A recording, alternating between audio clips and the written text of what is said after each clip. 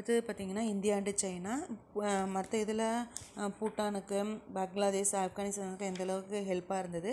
But China இந்தியாவை விட கொஞ்சம் முன்னேற்றம் டெவலப் அடைஞ்ச நாடாக தான் இருந்தது. புவியியல் ரீதியாகவும், அப்புறம் டெமோகிராபிக் டைமென்ஷன் மக்களாட்சி ரீதியாகவும், ஸ்கில்டு மேன் பவர்ஸ், திறன், சிவிலைசேஷனல் டெப்த், நாகரிகத்தன்மை ரீதியாக China is only country in the region which qualifies for comparison with India. அதை விட பார்த்திங்கன்னா இந்தியாவை விட மேம்போக்கு டெவலப்மெண்ட்டாக தான் சைனா இருந்தது. சைனாவை பொறுத்தவரையிலும் being the manufacturing hub of the world, it is strategically very important to India. அதாவது மேனுஃபேக்சரிங்னா உற்பத்தி நாடாக சைனா இருந்தது. மேலும் China share similarity of view on many fronts like World Trade Organisation, international climate change talks and reforms of the World Bank. மேலும் இந்தியாவுக்கு தேவையான அந்த வேர்ல்டு ட்ரேட் ஆர்கனைசேஷன் அப்படின்னு சொல்லுவாங்க. அதாவது அந்த இது உலக அளவில் உலக அமைப்பு, அப்புறம் சர்வதேச சூழல் மாற்றம், அதுக்கப்புறம் வேர்ல்டு பேங்க், உலக வங்கி சீர்திருத்தம், இதெல்லாம் சொல்கிறேன் பார்த்தீங்களா. இதில் எல்லாத்துலேயுமே இந்தியாவுக்கு தேவையான ஹெல்ப்ஃபுல் எத்தனையுமே சைனா பண்ணுது. அது மட்டும் இல்லாமல் ஷாங்காய் கோஆப்ரேஷன் கூட்டமைப்புன்னு சொல்லுவாங்க, which was China's initiative has granted and observe status to India. அதாவது பார்வையாளர் தகுதியை இந்தியாவுக்கு தருது. என்ன கூட்டமைப்பில் அப்படின்னா ஷாங்காய் கூட்டமைப்பு அப்படிங்கிற ஒரு அமைப்பில் இந்தியாவுக்கு தேவையான அளவு அவங்க இங்கேருந்து கற்றுக்கிட்டு போகணும் அப்படிங்கிற அளவுக்கு பார்வையாளர் தகுதியை தருது. மேலும் India while share hair granted observe status to China, இந்தியாவுக்கு தேவையானதை சைனா தந்ததுனால இந்தியா தன்னுடைய நாட்டில் இருக்கிற சார்க் அமைப்பு மூலியமாக என்னென்ன தேவைகளோ அத்தனையும் சைனாவுக்கு தர ஆரம்பிக்குது. Both sides have established more dialogue mechanisms covering diverse sectors. Bilateral trade has registered enormous growth. India and China have signed on educational exchange programs. அதாவது அது மட்டும் இல்லாமல் எஜுகேஷனல் கல்வி ரீதியாக நிறையா நன்கொடைகளை இது பண்ணுறாங்க. என்ன அப்படின்னா நிறைய அவங்க அதை இந்தியாவிலேருந்து என்னென்ன டெவலப்மெண்ட் இருக்கோ அது அத்தனையும் சைனாவுக்கு தெரியப்படுத்துறது. அதே மாதிரி சைனாவில் இருக்கிறது இந்தியாவுக்கு கொண்டு வருது. அந்த மாதிரி என்ன agreement, under this agreement scholarship were awarded to 25 students by both sides in recognized institution of higher learning in each other's country. ஒவ்வொரு வருஷமும் பார்த்தீங்களா ஸ்காலர்ஷிப்னா உதவித்தொகை தருவாங்க. இங்கே 25 பேர்த்துக்கு நம்ம இந்தியாவில் தந்தாங்களா, சைனாவில் நம்ம இந்தியர்களுக்கு தேவையான உதவித்தொகையை 25 பேர்த்துக்கு அங்கே இருக்கிறத கற்றுக்கிறதுக்காக 25 ஸ்டூடெண்ட்ஸுக்கு தருவாங்க. சரிங்களா. அந்த மாதிரி பண்டமாற்று முறை அப்படிங்கிற மாதிரி மாற்றிக்கிறது. அதுக்கப்புறம் மக்மான் லைன் அப்படின்னு சொல்லுவாங்க, எல்லை கோடு, மக்மான் எல்லை கோடு. This is the boundary line between India and China east of Bhutan. It was determined in 1914 at a conference of representatives of British India. இது 1914 இந்த எல்லைக்கோடு தீர்மானம் கொண்டு வரப்பட்டது. எங்கேருந்து எதுவரையில் எல்லைக்கோடு சமமாக இருக்கணும் அப்படின்னா இந்தியா அண்டு சைனா ஈஸ்ட் பூட்டானுக்கு இடையே எல்லைக்கோடு இருக்கிறது. அந்த எல்லைக்கோட்டுக்கு பேர் என்னென்னா மக்மான் லைன் அப்படின்னு சொல்லுவாங்க. Tibet and India, Tibet and China.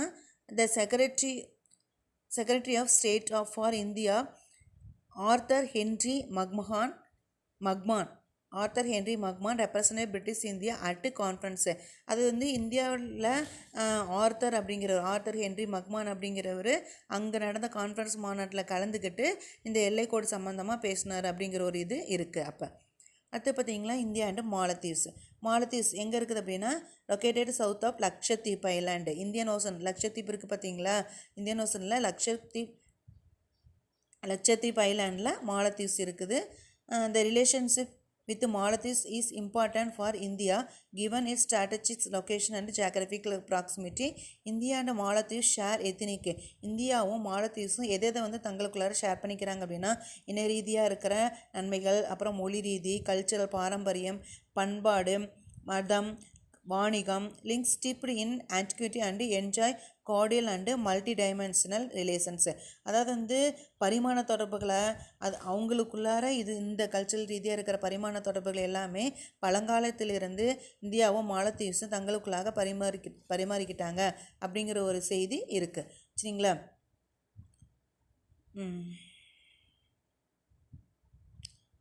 அதாவது அந்த இது பாருங்கள், அந்த இந்தியன் ஓசனுக்கு பக்கத்தில் லக்ஷத்தீப்பில் சவுத்து பகுதியில் மாலத்தீவ்ஸ் இருக்குது அப்படிங்கிறது.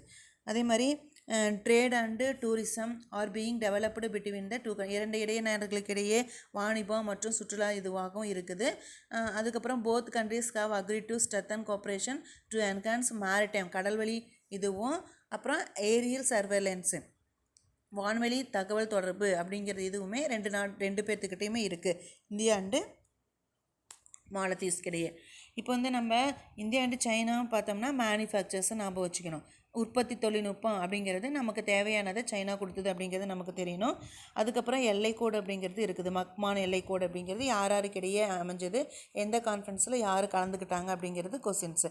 அதே மாதிரி இந்தியா அண்டு மாலத்தீவ்ஸ்னு எடுத்துக்கிட்டால் எது இம்பார்ட்டன்ட் அப்படின்னா மேரிடைம் அண்டு ஏரியல் சர்வேலன்ஸ் அப்படிங்கிறது, வான்வெளி தொடர்புன்னு சொல்கிறாங்கல்ல அந்த இது. அதுக்கப்புறம் India and Myanmar. India second largest border shared with Myanmar known as Burma. Burma அப்போ வந்து பர்மான்னு இருந்தது 1989 வரையிலும். அதுக்கப்புறம் மியான்மர் மாற்றினாங்க. இந்தியாவுடைய இரண்டாவது லார்ஜஸ்ட் பார்டர் இது. 4 நார்த்தன் இந்தியன் ஸ்டேட்ஸ் யார் அப்படின்னா Arunachal Pradesh, Nagaland, Manipur and Mizoram also share the borders. இந்த 4 ஸ்டேட்ஸும் தங்களுக்குள்ளார பரிமாறிக்கிட்டாங்க. அப்போ எல்லைக்கோடை வந்து பரிமாற்றம் செஞ்சுக்கிட்டாங்க, யூஸ் பண்ணிக்கிட்டாங்க. யார் வேணாலும் எப்படி வேணாலும் போகலாம் அப்படிங்கிறது. அதுக்கப்புறம் Myanmar is India's gateway of to South East Asia. அதாவது வந்து மியான்மர் தான் இந்தியா வந்து அந்த ஈஸ்ட் ஏசியாவுக்குள்ளார ஒரு செல்வதற்கு ஒரு நுழைவு வாயிலாக இருந்தது. India is building the Kaladan multi modal transit transport a road river port cargo transport project to link Kolkata to Sidway in Myanmar. அதாவது மியான்மர் இருக்குல்ல சிட்வே அது வரையிலும், கொல்கத்தாவிலேருந்து சிட்வே வரையிலும் என்ன இது அமைப்பு அப்படின்னா ரோட் ரிவர் போர்ட், அதாவது சாலை, ஆறு, போர்ட்டு, துறைமுகம், இது எல்லாமே அந்த ஒட்டுக்காக வரதுன்னு வச்சுக்கோங்களேன். அந்த மாதிரி ஒரு ப்ராஜெக்டை வந்து கொண்டுட்டு வந்தாங்க. அந்த இது என்ன அப்படின்னா அதனுடைய டிரான்ஸ்போர்ட்டோட பேர் என்ன அப்படின்னா கலாடன் மல்டி மாடல் டிரான்ஸ்போர்ட்னு சொல்லுவாங்க. அதை என்ன பண்ணாங்க, கொண்டு வந்து அமைப்பை உருவாக்குனாங்க. அந்த ப்ராஜெக்டை வந்து கொண்டு வந்தாங்க. ப்ராஜெக்ட் எய்மிங், இதனோட எய்மிங் என்ன அப்படின்னா கனெக்ட், எதை வந்து கொல்கத்தா வித்து யார் கூட கனெக்ட் பண்ணணும் அப்படின்னா கொல்கத்தா வித்து ஹோச்சிமின் சிட்டியோட கனெக்ட் பண்ணணும் அப்படிங்கிறது தான் அவங்களுடைய எய்மு. அடுத்து பார்த்திங்கன்னா Myanmar is an important partner to our energy needs for petroleum and natural gas. அங்கே என்ன அதிகமாக கிடைக்குது அப்படின்னா இது பெட்ரோலியம் தெரியும் இல்லைங்களா, பெட்ரோலியம், அப்புறம் நேச்சுரல் கேஸ், இதெல்லாம் வந்து அதிகமாக அங்கே வந்து ரொம்ப இம்பார்ட்டன்ட் கொடுத்து அங்கே கிடைக்கும். Some of the Indian companies such as Essar, GAIL and ONGC Videsh limited have invested in Myanmar's energy sector. அங்கே இருக்கிற தொழில் இதில் பார்த்திங்கன்னா அதிகளவு இங்கே இருக்கிற அந்த இவங்க எல்லாரும் அந்த கம்பெனிஸோட பேர் நாம் இப்போ அசோக் லேலாண்டுன்னு சொல்கிறோம் பார்த்தீங்களா, அந்த மாதிரி அந்த எஸ்ஆர், கெயில் கம்பெனிலாம் மியான்மரில் இருக்கிற எனர்ஜி செக்டர் அந்த பெட்ரோலியம் துறையில் வந்து அதிகமாக முதலீடு செஞ்சு வியாபாரம் செஞ்சாங்க அப்படின்னு சொல்கிறாங்க. அடுத்து பார்த்திங்கன்னா India and Nepal is natural buffer between India and China. அவங்க ரெண்டு பேர்த்துக்கு இடைப்பட்ட ஒரு இடைப்பட்ட நாடு தான் அப்படிங்கிறது என்னென்னா நேபாள். பீயிங் ஏ ஸ்மால் லேண்ட்லாக்டு கண்ட்ரி, இது இது குட்டி சின்ன நிலத்துடைய நாடு அப்படின்னு சொல்லுவாங்க. Nepal depends on India for economic support and transport facilities. எதுக்காக வந்து நேபாள் வந்து இந்தியாவை சார்ந்திருக்குது அப்படின்னா எக்கனாமிக் சப்போர்ட் கிடைக்கணும், அதுக்கப்புறம் டிரான்ஸ்போர்ட் ஃபெசிலிட்டிஸ் இருக்கணும், சாலை பாதுகாப்பு தொழில்நுட்பம் முக்கியத்துவம் இருக்கணும் அப்படிங்கிறதுக்காக இந்தியா வந்து எந்தெந்த ஸ்டேட்ஸ் வந்து ஷேர் பண்ணிக்கிச்சு அப்படின்னா Sikkim, west Bengal, Bihar, Uttar Pradesh and Uttarakhand with Nepal கூட இது எல்லாத்தையும் பார்டர்ஸ் எல்லைப்பகுதியை வந்து ஷேர் பண்ணிக்கிறாங்க. ஷேர்னா நீங்கள் அங்கே போகலாம், நாங்கள் அங்கே வரலாம் அப்படிங்கிற மாதிரி. People residing in the border districts on both sides share deeper cultural bonds. Indian firms are the biggest investor in Nepal. India provides substantial financial and technical development assistance with the focus on infrastructure, irrigation, health, energy projects and community development. அதே மாதிரி India வந்து பார்த்திங்களா இதில் வந்து அவங்க கூட ரொம்ப க்ளோஸ்ஃபுல்லாக இருக்குது அப்படின்னா இரிகேஷன், சொட்டு நீர் பாசனத்தை இங்கேருந்து அங்கே வந்து அறிமுகப்படுத்துறது, அப்புறம் சுகாதார முறையில் அவங்களுக்கு தேவையான ஹெல்ப் பண்ணுறது, எனர்ஜி ப்ராஜெக்ட்ஸ், இப்போ நம்ம சொன்னோம் இல்லைங்களா பெட்ரோல், கேஸ், இதில் எல்லாத்தையும் முக்கியத்துவம் தருது, இது எல்லாத்தையும் அங்கே கொடுத்து அவங்களுக்கு வந்து ஹெல்ப் பண்ணுறது. அதே மாதிரி கம்யூனிட்டி டெவலப்மெண்ட் அங்கே வந்து நேபாளில் வந்து கொண்டு போகிறது, இந்த மாதிரி இதில் வந்து அவங்க கூட ஷேர் பண்ணிக்கிறாங்க. India built 204 kilometre long Mahendra Raj Marg, ஒரு இணைப்பு எதுலேருந்து எது வரையிலும் இணைப்பை வந்து இந்தியா கட்டுது அப்படின்னா காத்மாண்டு அண்டு இந்தியாவுக்கு இடையே அந்த லிங்க்கு கொண்டு வரதுக்காக ஒரு இணைப்பை கொண்டு வருது. அந்த இணைப்போட பேர் என்ன அப்படின்னா அது எவ்வளோ கிலோமீட்டர் இருக்குதுன்னா 204. அந்த இணைப்போட பேர் என்ன அப்படின்னா மகேந்திரா ராஜ் மார்க் அப்படிங்கிற ஒரு இணைப்பு. Nepal is endowed with fast flowing rivers and its terrain is ideal for hydroelectric power generation. India has taken up the work of 5,600 megawatt Pancheswar project. நீர்மின் சக்தி இணைப்பு அப்படின்னு சொல்கிறேன் பார்த்தீங்களா. அதாவது வந்து நேபாளில் பார்த்தீங்கன்னா ஃபாஸ்ட் ஃப்ளோவிங் ரிவர்ஸ், ஓடும் ஆறு, நிறையா ஆடோட நிலத்தன்மை அவங்கக்கிட்ட இருக்கிறனால எந்த நீர்மின் சக்தியை வந்து அந்த இடத்துல நிறையா இது பண்ணி அதாவது வந்து கரண்ட்டு 5,600 மெகாவாட் கரண்ட்டு வந்து கொண்டுட்டு வர அளவுக்கு நிறையா அந்த பச்சேஸ்வர் ப்ராஜெக்ட் அப்படிங்கிறத கொண்டு வராங்க. அதுக்கப்புறம் பார்த்திங்கன்னா remained stalled for 18 years after agreement. அதாவது வந்து அந்த ஒரு 18 வருஷமாக இந்த அக்ரிமெண்ட் வந்து அது வந்து நிறுத்தி அதாவது என்ன சொல்ல வராங்க அப்படின்னா, India has taken up the work of 5,600 megawatt Pancheshwar project which remained stalled for 18 years after agreement. அதாவது அந்த அக்ரிமெண்ட்டில் வந்து சைன் பண்ணி அதை இது பண்ணி ஃபாலோ பண்ணுறதுக்காக கொண்டு வரப்பட்டது. ஆனால் அது வந்து என்ன ஆயிடுச்சுன்னா ஒரு 18 வருஷமாக நிறுத்திடுறாங்க. அதுக்கப்புறம் திரும்பவும் அதை கொண்டு வந்து அந்த ஹைட்ரோ எலக்ட்ரிக் பவர் ஜெனரேஷன் அப்படிங்கிறத ஸ்டார்ட் பண்ண ஆரம்பிக்கிறாங்க. நீர்மின் சக்தியை வந்து அதிகப்படுத்துகிறாங்க. Nepal and Indian people visit each other countries for religious pilgrimage. நிறையா அதாவது பில்கிரிமேஜ்னா புனித ஸ்தலம் அப்படின்னு சொல்லலாம் பார்த்தீங்களா, அந்த மாதிரி இது. நேபாளில் பார்த்தீங்களா எது அப்படின்னா பசுபதி அண்டு ஜனாக்பூர். அதே மாதிரி நம்ம இதில் பார்த்தீங்கன்னா ஹாரிஸ், Varanasi and the 4 dhams, Badrinath, Puri, Dwarka and Rameswaram important pilgrimage destinations in இந்தியாவில் பார்த்தீங்களா இந்த இதெல்லாம். அங்கே வந்து நேபாளில் பார்த்தீங்கன்னா பசுபதி அண்டு ஜனாக்பூர் இதெல்லாம் வந்து பில்கிரிமேஜஸ் புனித ஸ்தலங்கள். நாம் வந்து அங்கே போகிறோம், அவங்க இருக்கிறவங்களாம் இங்கே வராங்க. அந்த மாதிரி நிறைய ரிலேஷன்ஷிப் நம்மக்கிட்ட இருந்தது. The bond of friendship further increased when India included Nepali's language in the 8th schedule of the constitution. அதாவது 8வது அட்டவணைன்னு சொல்லுவாங்க. அதில் வந்து நேபாளி மொழியை நம்ம இதில் வந்து சேர்த்துருக்குறாங்க. அதே மாதிரி a joint hydro power project is being built on the Sharda river. Sharda அணைக்கட்டு, சாரதா ஆறுன்னு சொல்லுவாங்களே, அதுக்கு குறுக்கே வந்து நீர்மின் சக்தியை கொண்டு வந்தாங்க அப்படிங்கிற இது இருக்குது. அது மட்டும் இல்லாமல் from the environmental perspective there are a number of tiger reserves along into Nepal border. நிறையா புனித அதாவது என்ன புலி சரணாலயங்கள்னு சொல்கிறாங்க பார்த்தீங்களா, அந்த இது இருந்தது. The governments of India and Nepal have signed 3 இதில் முத்தொடர்பு அக்ரிமெண்ட்னு சொல்லுவாங்க. 3 sister city agreements for training of. அது என்னென்னா 3 சிஸ்டர், அதாவது 3 சகோதரிகள் நாகரிக அக்ரிமெண்ட்டுன்னு சொல்லுவாங்க. சரிங்களா. அந்த அக்ரிமெண்ட்டு என்ன அக்ரிமெண்ட்டில் எதில் சைன் பண்ணாங்க அப்படின்னா காத்மாண்டு, வாரணாசி, லும்பினி, போத்கயா அண்டு ஜனாக்பூர், அயோத்தியா. அந்த மாதிரி அந்த முப்பள்ளத்தாக்கு அணை நம்ம சொல்கிறோம் பார்த்தீங்களா, அதே மாதிரி 3 சகோதரி நாகரிக அக்ரிமெண்ட் அப்படிங்கிற இதில் சைன் பண்ணாங்க 2 பேர், இந்தியாவும் நேபாளும். அடுத்து பார்த்தீங்களா India and Pakistan. Since the bifurcation of territory which democrated India and Pakistan in 1947, the two nations had strained relations due to disagreements over a number of key issues. அதாவது வந்து இது மற்ற நாடுகளுக்குடைய நிறையா நம்ம வந்து ஃப்ரெண்ட்ஷிப் வச்சுக்கிற மாதிரி இந்தியாவும் பாகிஸ்தானும் கிடையாது. அவங்க 2 பேரும் பிரிவினையாக தான் இருக்கிறாங்க. அதே மாதிரி terrorism remains our core concern in the relationship between Pakistan. அதாவது வந்து ரொம்ப தீவிரமாக இருந்தால் தான் பாகிஸ்தான் கூட என்னென்னு சொல்லுவாங்க, மற்ற நாடுகளோட ஃப்ரெண்டாக இருந்த மாதிரிலாம் பாகிஸ்தான் கூட கிடையாது. ரொம்ப தீவிரவாதம் அதிகமாக இருந்தது. அதே மாதிரி ஆன்டகோனிஸ்டிக் அப்படின்னா என்னென்னா விரோதத்தன்மை வந்து அவங்க கூட அதிகமாக இருந்தது. ஆனாலும் பாகிஸ்தான் வந்து நம்ம கூட விரோதத்தன்மை அந்தளவுக்கு இதாக தான் இருந்தது. ஸோ 2 நாடுகளுக்கும் இடையே பகமை வந்து அதிகமாக இருந்தது. When maintaining relations with India, but India has made extreme efforts to improve and establish relations with Pakistan.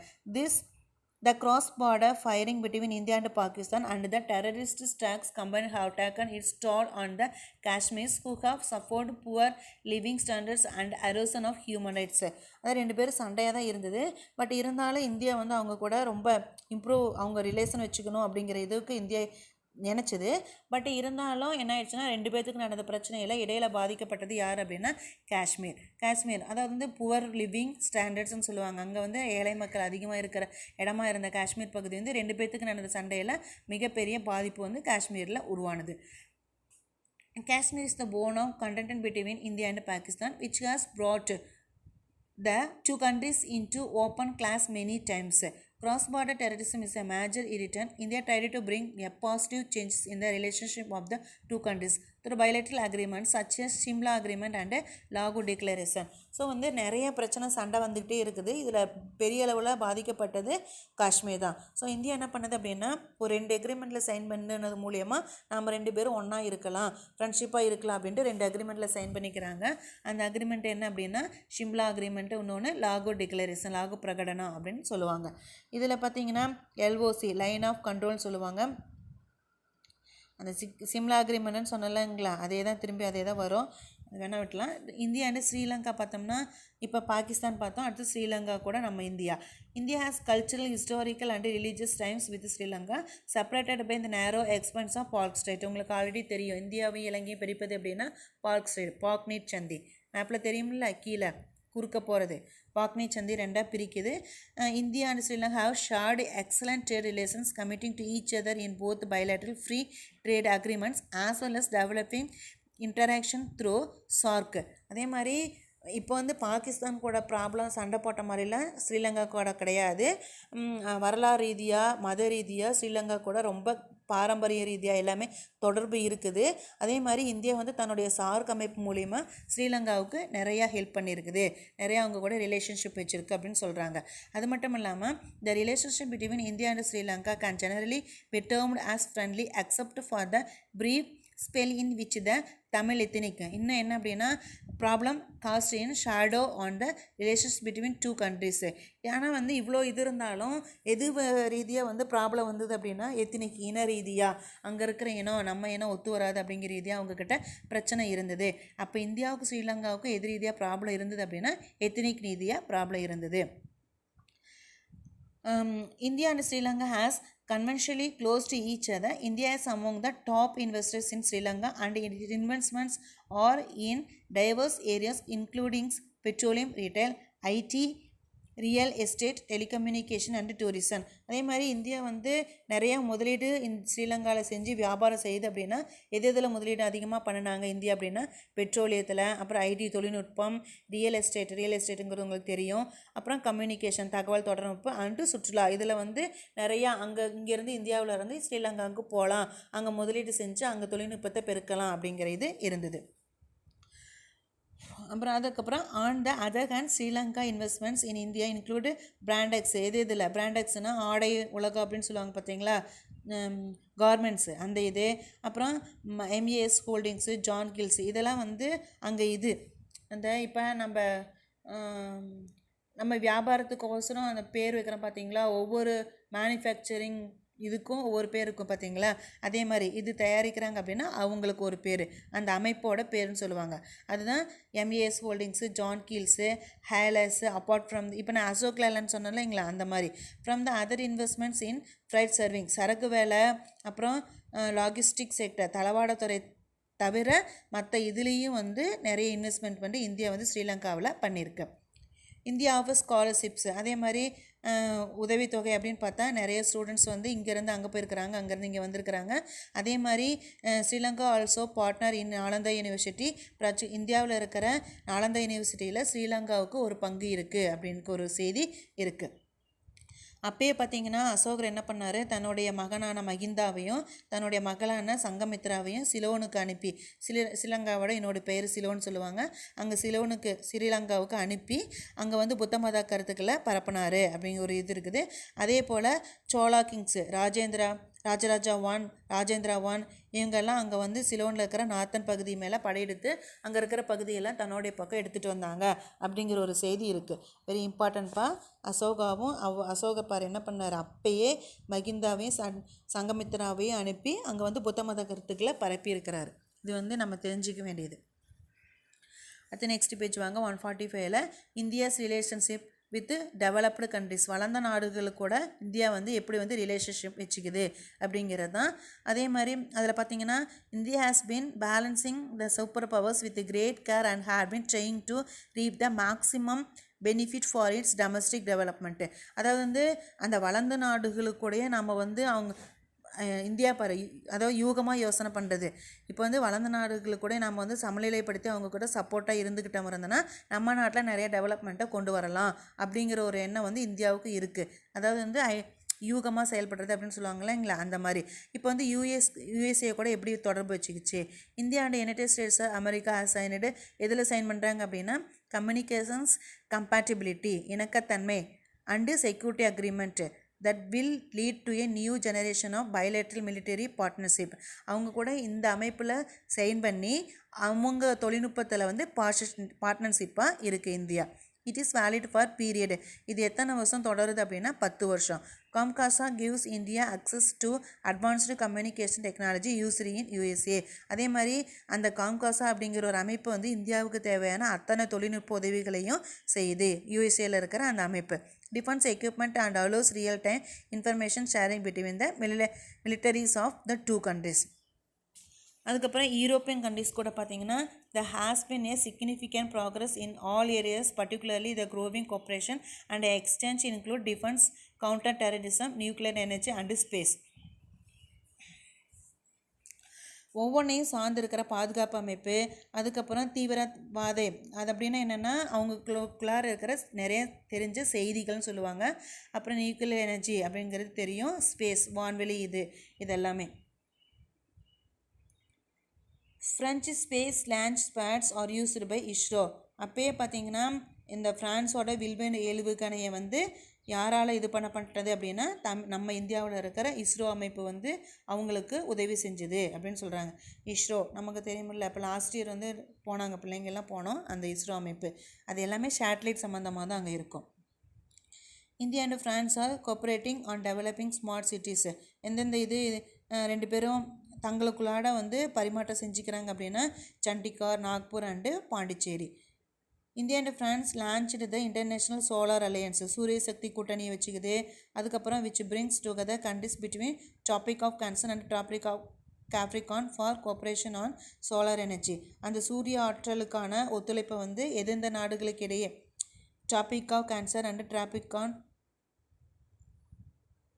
Capricorn, நம்ம வந்து என்ன சொல்லுவோம், அது கடகரேகை மகரேகைன்னு சொல்கிறோம் இல்லைங்களா, அந்த இது அது அப்படி என்ன சொல்கிறது,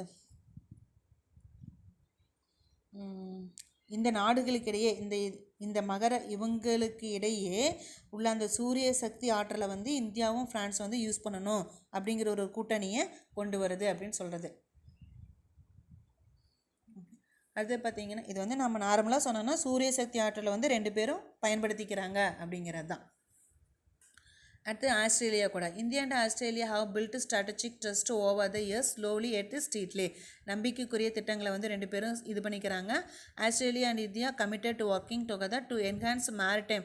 இதில் வந்து அவங்களுடைய பவர் எல்லாம் அவங்க ரெண்டு பேரும் ஷேர் பண்ணிக்கிறாங்க அப்படின்னா மேரிடைம், கப்பல்வெளி, நாவல், கடல்வெளி, கப்பல்வெளி சொல்கிறோம் பார்த்தீங்களா, அந்த மாதிரி இதில் வந்து ரெண்டு பேரும் தேவையானதை அங்கே இருந்து இங்கே போகிறது, இங்கே இருந்து அங்கே போகிறது, பண்டமாட்டு முறைன்னு சொல்லுவீங்களா, அது பார்ட்டர் சிஸ்டம் அப்படிங்கிற மாதிரி. Australia India Council broadens the relationship between Australia and India, raising awareness and promoting exchanges. இது மூலியம் ரெண்டு பேர்த்துக்கிட்டேயும் நிறைய அவேர்னஸ், விழிப்புணர்வு வருது, நிறைய எக்ஸ்சேஞ்ச் பண்ணிக்கிறாங்க அப்படிங்கிறாங்க. Japan. India decided to introduce the Japan's Shinkansen system. Shinkansen முறையை வந்து ஃபாலோ பண்ணுறாங்க. அதாவது வந்து அது என்ன சொல்கிறது, இந்தியாவில் வந்து ஜப்பானுடைய ஷிங்கன்சன் முறை அப்படிங்கிறது என்னென்னா பண்டமாற்று முறையில் வந்து ஒரு முறையை கொண்டு வராங்க பார்த்தீங்களா, இந்த மாதிரி செய்யணும் அப்படின்ட்டு. அந்த மாதிரி ஒரு ஷிங்கன்சன் முறை வந்து எங்கே இருக்குதுன்னா ஜப்பானில். அந்த முறையை யார் எங்கே இன்ட்ரடியூஸ் பண்ணுறாங்க அப்படின்னா இந்தியாவில். இட் இஸ் ஹையஸ்ட் கிளாஸாக ஹை ஸ்பீட் ரயில்வே சிஸ்டம். இது வந்து ரயில்வே சிஸ்டம்னு சொல்கிறாங்க இல்லைங்களா, ரயில்வே முறையில் பண்டமாற்று முறை அப்படின்னு சொல்கிறாங்க இல்லைங்களா, அந்த இது. அதுக்கப்புறம் Delhi metro is one of the most successful example of Japanese corporation. Mumbai Ahmedabad high speed railway is another. என்னென்ன முறை பாருங்கள், டெல்லி மெட்ரோ முறை, அப்புறம் Mumbai Ahmedabad highway speed railway முறை, இது எல்லாமே ஸ்டார்ட் பண்ணுறது. Government of Japan has offered 20 seats per year to Indian nationals for a master's degree course of the University of Japan for serving Indian Railways. அதாவது என்னென்னா ஜப்பானில் இருக்கிற இதில் ரயில்வேயில் யூனிவர்சிட்டியில் இப்போ நம்ம இந்தியாவில் வந்து கற்றுக்கிட்டாங்க பார்த்தீங்களா, ஸ்ரீலங்காவில் இருக்கிறவங்கெல்லாம் இந்தியாவில் வந்து கற்றுக்கிட்டு அங்கே பங்குதாரர்கள்லாம் இது பண்ணாங்க இல்லைங்களா, அதே மாதிரி ஜப்பானில் இருக்கிற ரயில்வே யூனிவர்சிட்டியில் வந்து எத்தனை சீட்டு ஒரு வருஷத்துக்கு 20 பேர் அங்கே வந்து அங்கே போய் நம்ம கல்வி கற்றுக்கலாம் அப்படிங்கிற அளவுக்கு அப்போ வந்து நிறைய இதை வந்து ஆப்பர்ச்சுனிட்டியை கொண்டு வந்தாங்க. In the manufacturing sector, Japan announced cooperation or training 30,000 Indian people in Japan India Institute உற்பத்தி செய்யப்பட்ட பொருட்கள் சொல்லுவாங்களே அது, அதாவது providing Japanese style manufacturing skills to enhance India's manufacturing industry base and contribute to Make in India and Skill India initiatives.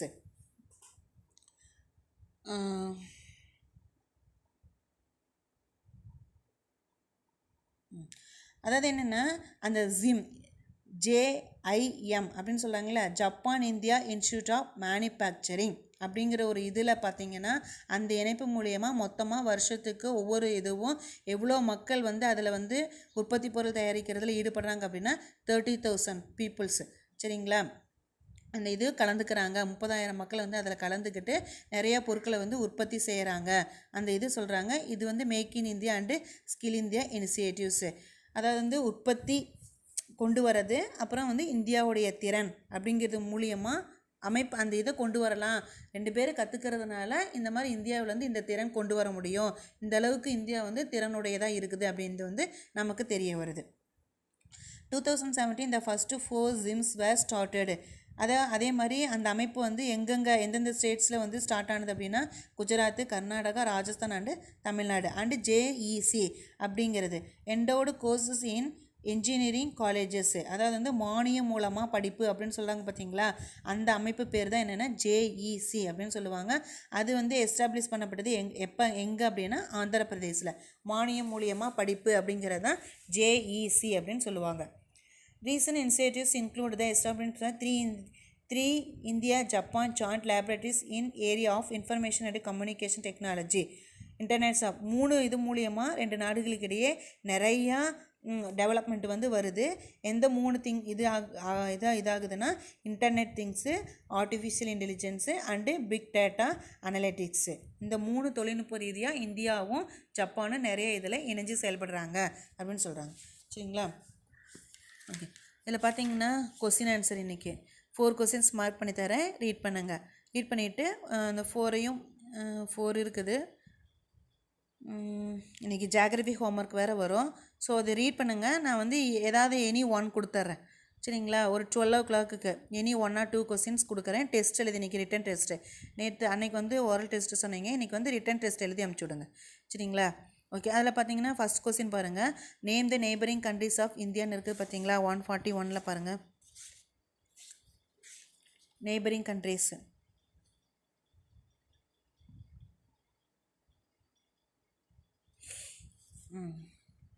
அந்த மேலே page number 141 மேலே Pakistan and Afghanistan to the north west, China, Nepal, Bhutan to the north, Bangladesh to the east, Myanmar to the far east.